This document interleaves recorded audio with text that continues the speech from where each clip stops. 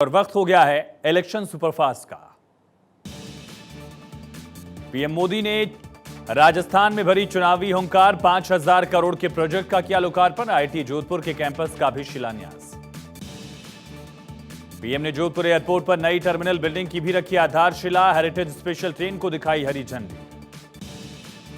PM ने जोधपुर में किया रोड शो, जनता ने किया पीएम का जोरदार स्वागत। राजस्थान में बोले पीएम मोदी, विकास के लिए केंद्र सरकार कर रही जोर शोर से काम, हमारे प्रयास बनेंगे विकसित भारत का आधार।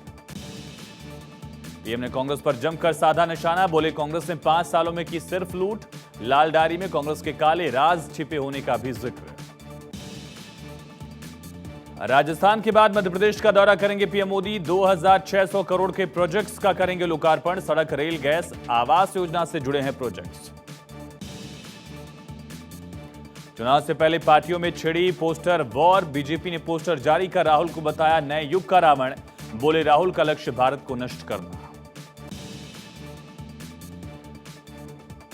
जेपी नड्डा पटना में करेंगे ताबड़तोड़ बैठक, मिशन लोकसभा 2024 के लिए बिहार बीजेपी को देंगे कई टिप्स, विधायकों और कोर कमेटी की लेंगे बैठक। उत्तराखंड में चुनावी तैयारियों की नब्ज टटोलेंगे अमित शाह, 7 अक्टूबर को बीजेपी कार्यालय में लेंगे 3 बैठकें, चुनाव के लिए बनाएंगे रणनीति। सीएम शिवराज देंगे एमपी को एक और बड़ी सौगात, महाकाल लोक फेज 2 का करेंगे लोकार्पण, भव्य आतिशबाजी के साथ होंगे कई कार्यक्रम। यूपी के डिप्टी सीएम केशव प्रसाद मौर्य जाएंगे कौशांबी, विभिन्न कार्यक्रमों में होंगे शामिल, जनता से करेंगे संवाद। चुनाव 2024 को लेकर बीजेपी का रोहतक में मंथन, प्रदेश अध्यक्ष ओम प्रकाश धनखड़ की अध्यक्षता में बैठक, हरियाणा के सभी मोर्चों और विभागों के साथ की मीटिंग। छत्तीसगढ़ के चुनावी रण में उतरेंगे कई मंत्री सांसद, सभी 13 विधायकों को भी टिकट देगी बीजेपी, मेगा मंथन के बाद पार्टी का फैसला। चुनाव से पहले मध्य प्रदेश को मिले 2 नए जिले, मैहर और पांडुर्णा का किया गया गठन, शिवराज कैबिनेट की स्वीकृति के बाद राजस्व विभाग ने जारी किया आदेश। राजस्थान में बढ़ी वोटर्स की संख्या, 5 साल में बढ़े 60,000 मतदाता, छबड़ा विधानसभा में बढ़ी सबसे ज्यादा वोटर लिस्ट। मध्य प्रदेश के धार में गरजी प्रियंका गांधी, बोली हम जो कहते हैं करते हैं, बीजेपी का काम बस भाषणबाजी करना। प्रियंका गांधी ने बीजेपी पर जमकर बोला हमला, का ईडी सिर्फ विपक्षी नेताओं के घर पर मार रही छापे, से बदलने का आ गया वक्त। एमपी के पूर्व सीएम कमलनाथ भी रहे प्रियंका गांधी के साथ मौजूद, जनसभा कर कार्यकर्ताओं में भरी चुनावी हुंकार। विधानसभा चुनाव से पहले भूपेश बघेल का किसानों को तोहफा, किसानों की बोनस राशि पर लिखा पीएम मोदी को लेटर, बोनस पर बैन हटाने की रखी मांग।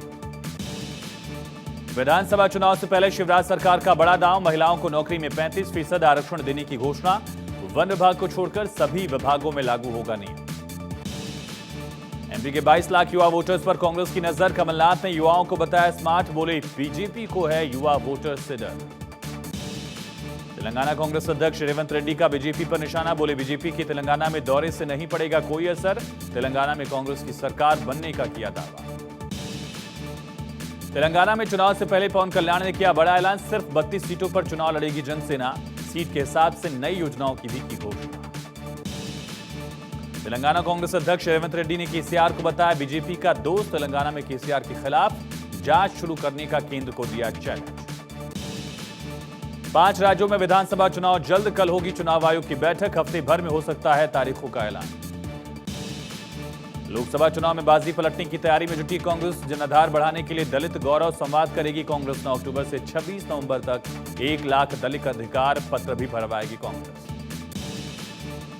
एमपी में 10 से 12 अक्टूबर के बीच आ सकती है कांग्रेस की पहली लिस्ट, करीब 30 विधायकों के टिकट कटने की खबर।